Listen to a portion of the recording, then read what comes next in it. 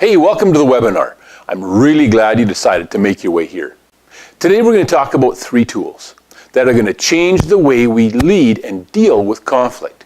We're going to take it from a place where we potentially avoid it, where we're not sure how to deal with it, or we sit there hoping that it's going to somehow resolve itself, that things will just work themselves out.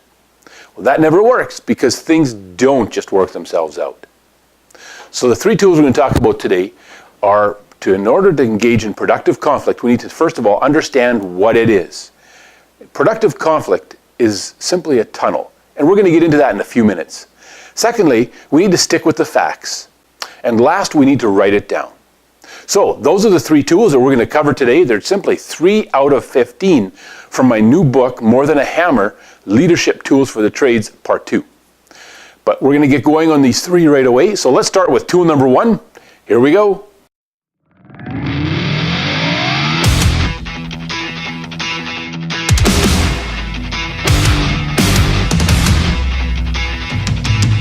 Okay, so we're going to start with the first tool to lead productive conflict. Today I want to tell you that leading productive conflict is just like a walk in this park. If you look behind me, it's green and it's calm and it's peaceful. There's really nobody around. There's a few people riding their bikes, and you can hear the geese in the air, the birds around me. It's calm, it's peaceful. And I want to tell you that's what leading productive conflict is like. But I can't, because it's not. Leading productive conflict is not a walk in the park. It's not for people who are afraid of dealing with tough issues. But it is possible to do it well and to do it while lowering our stress from it. Here's how we do it. This is the first tool, and we need to understand what productive conflict really is. Here's what it is. So if it's not a walk in the park, what is it? Okay, so if productive conflict is not a walk in the park, what is it? Well, here is what it actually is. These are mountains in Hawaii. My wife and I, for our 10th anniversary, spent a couple weeks in Hawaii. And we were driving through the mountains. And it was a beautiful day, and all of a sudden it clouded up, and it got cooler, and it started to rain. And it was not what we expected for Hawaii at all. Well, we came to this mountain range, and to get through it, there was a tunnel. And the road went, here's the road,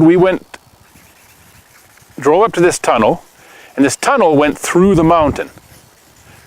Now that's the tunnel, that little hole there. I'm not an artist, but it'll give you the picture. I'll get it out of the way so you can see it better. Now, that tunnel right there is where we needed to go to get to the other side of that mountain. And so we did. We went through that tunnel, and what we found when we got to the other side was all of a sudden the weather was completely different. What we found over there was sunshine and calm. It was clear. Here, it was stormy and rainy and not doing so well. We went through the tunnel, and all of a sudden we came out the other side, and it was totally different. That's what productive conflict is. Productive conflict is like this tunnel. Conflict is something we need to go through if we're going to go from this side where it's cloudy and rainy and things aren't what we want to this side over here where it's sunny and clear, and at least we know where we're heading. On this side of the tunnel of conflict, things are uncertain. Relationships aren't where they need to be. Production isn't where it needs to be. Things are just not going well. Things are a little bit scary, where maybe people are a little bit fearful. We don't know what's happening, and we don't know what's going to happen. Just like when we enter a tunnel. It's not like going across a bridge. Going across a bridge, you can see all the way across, you can see who's with you and what's going to come at you. In the tunnel, you can't. It's often dark. It's uncertain. We can't see what's coming. It's full of surprises, and so we often avoid it. That tunnel is what takes us from here, the uncertainty and the mistrust and the problems with relationships, to here, where we can restore some of that trust, where we're productive again as a team, as a unit, as a crew, as a company and organization. But we have to go through here. Is it uncomfortable? Of course it is. It's not a lot of fun. If you enjoy conflict and if you seek it out, you're probably a psychopath. So this video isn't for you. If you are a little bit nervous or a lot nervous about entering that tunnel of conflict, if it makes you unsettled, if you try to avoid it, if you hope it resolves itself, that's great. That means you're not a psychopath. What it means is that you're normal. That's a good thing. But we all need to deal with conflict, especially as a leader. We need to be able to lead productive conflict. And the first step, the first tool, is the willingness to go through that tunnel because we understand what conflict is. Conflict takes us from here to here.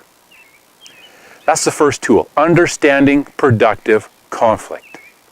It's simply a tunnel that takes us from here to here. It's a little bit dark, it's a little bit uncertain, but we can get through it if we take some of the other tools with us and put them into practice while we're in this tunnel. Next step we're going to cover is number 2, and that is stick with the facts. So hang on, I'll be right back.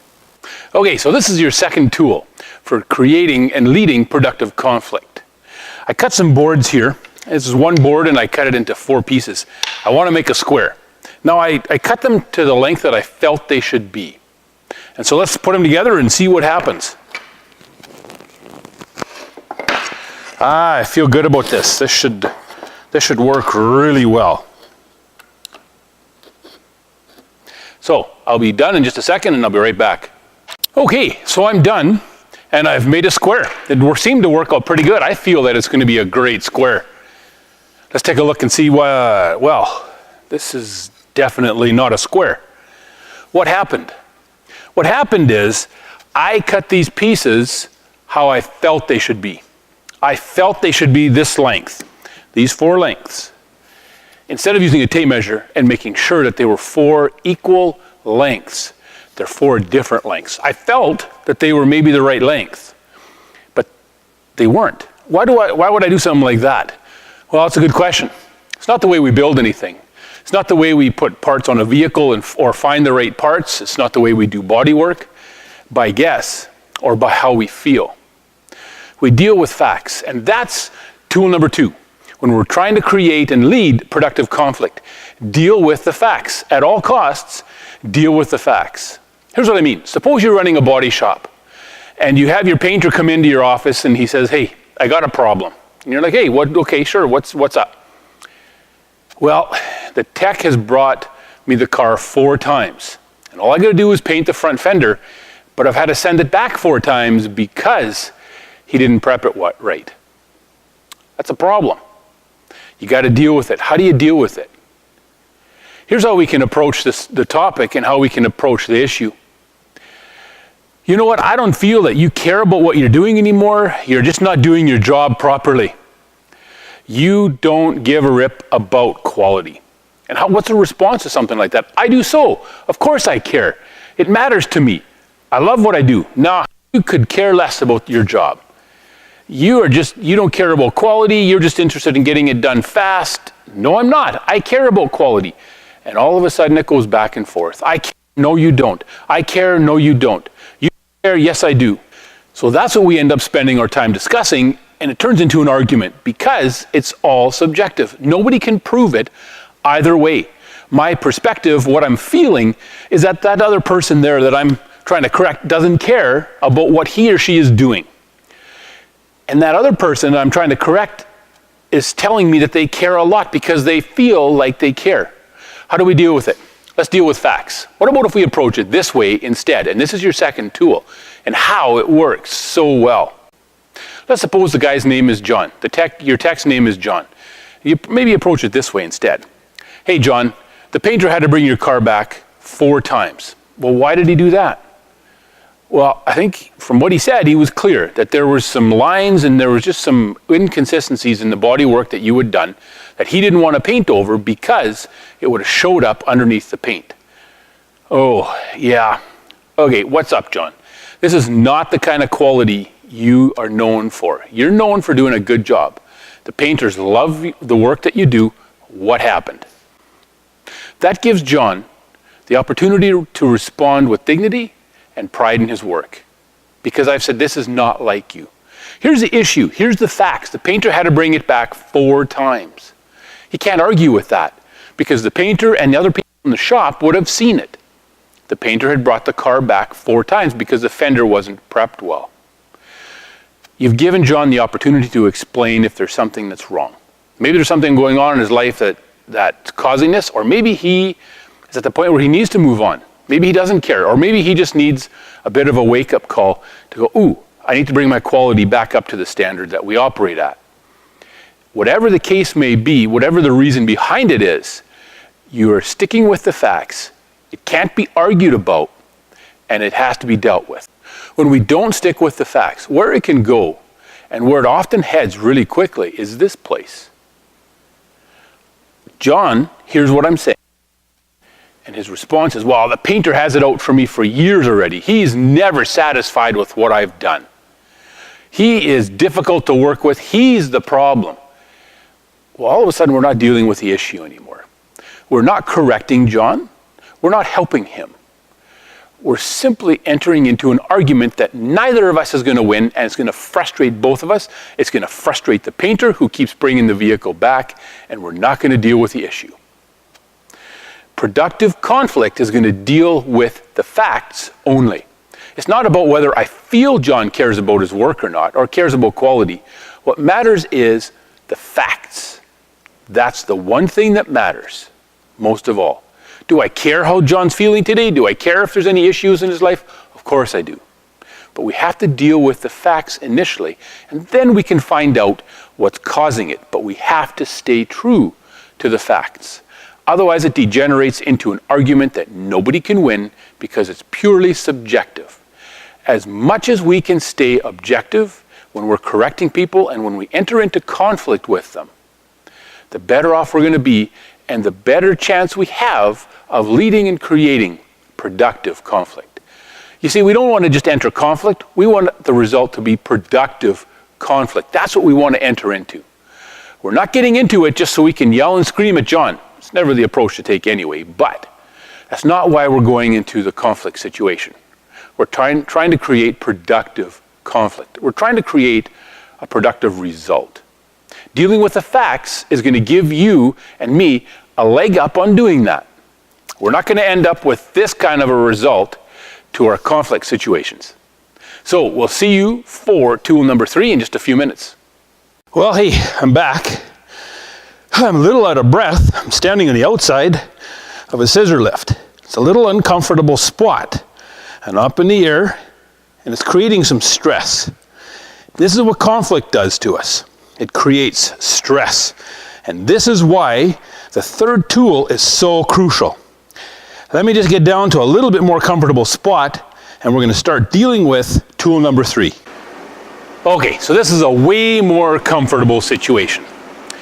And this is what putting the third tool, along with the first 2 tools that we've talked about for creating and leading productive conflict, into practice. It gives us a sense of stability. It takes away a lot of the stress that we could be feeling when we are not confident in our ability to lead productive conflict. Here's a third tool. Write it down. It's that simple. Write it down. Well, what do we write down? Here's what we need to write down. Before we enter into the conflict situation, before we sit down or stand beside that person that we need to correct or that we know we're going to have some conflict with, write down our goals, write down the facts that we talked about from step number 2, from tool number 2. What are the facts of the deal? Write these things down so that we don't forget them. Because when we enter a conflict situation, it's like we're hanging onto the outside of this lift and there's stress. And our cortisol levels go up in our bodies, and we can't think quite as straight as we normally do. Our minds don't work the same way. It's like drinking too much coffee. We've got loads of caffeine going through our body, and we're not as confident, we're not as calm, and we don't think as clearly as we do when we don't have that happening. So stress creates a lack of clear thinking. So write it down. Write down our goals, what we want to accomplish, what are the issues, and what are the facts surrounding those issues. Write that down to start with. So beforehand, that's what we write down. During the conflict, we also need to write things down. Write down some of the key points that are being identified.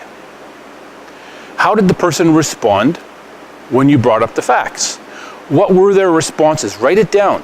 What this does is a couple things. Number 1, it records what happens during our conversation with this person or people. And number 2, it communicates to the person that we're talking to and with that we're actually listening. Writing things down communicates that we're listening. And there's a bonus to this as well. When we write something down, what it does is it helps us process it. How many times have you left a situation where you've been stressed and you're trying to handle a conflict, and you leave, and afterwards you're going, I wish I'd thought of that. That's a great point. I should have brought this up. Why did I forget? It's because of the stress usually. And what happens is we try to get out of that situation as soon as possible, and as soon as the person maybe responds a little bit positively, we'll take that exit and we'll go, okay, the rest of the stuff can wait for now. We need to write it down beforehand, write it down during, and thirdly, we need to write it down after. After we're finished with the situation, after we're done with the conversation, we need to write down what action steps did we come up with. Because we need to come up with some action steps that are going to take care of the issue. The reason we want to write it down afterwards is because one of the least reliable sources of evidence in any crime is an eyewitness report. Why? Isn't this what we see on TV is the most important? Got to get what the witnesses saw. Not really.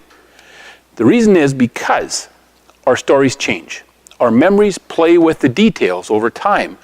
And plus, we all see things a little different, and we interpret it through our own lenses, through our memories, through our experiences, and they're not always accurate. So third tool that we're going to use is write it down.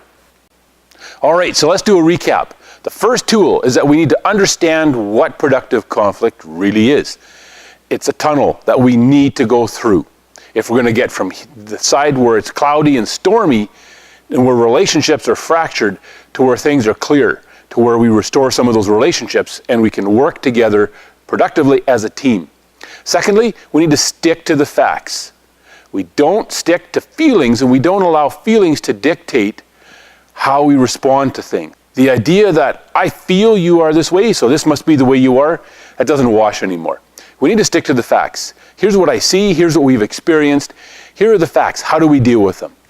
And thirdly, write it down. Make sure we write down our goals and objectives beforehand and some of the key points before we enter a conflict situation, so that we can have our minds clear and we can have our goals and objectives clear of what we want to accomplish during those times. Next, we need to write it down in the middle of the conflict, if possible, so that we can process the information as it comes in, so that we don't lose some of the information in the dialogue that we're going to be having with the person or people that we're in conflict with. And lastly, we need to write it down after the conflict situation, so we don't forget what happened, what the action steps were that we laid out. Now, like I said, these are just the first 3 steps out of 15 from my new book, More Than a Hammer, Leadership Tools for the Trades. There's a lot more chapters than just this one on conflict. And they're all going to give us the tools that we need in the trades to lead more effectively. They're like the steps on this ladder here.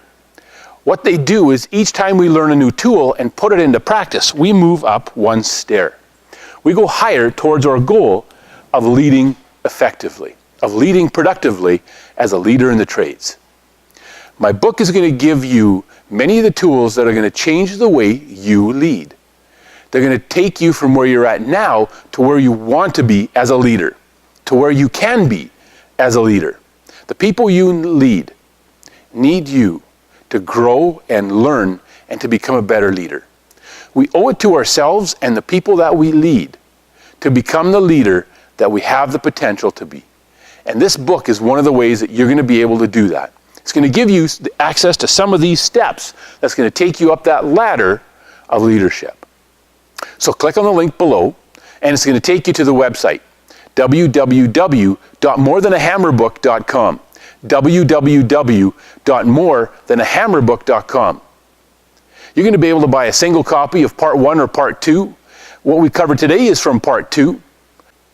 There's a bulk price for those of you who want to buy a quantity of books for the people you lead. I'm looking forward to be able to talk with you further inside More Than a Hammer, Leadership Tools for the Trades. Have a great day. It's been great spending some time with you on this webinar, and take care and lead well.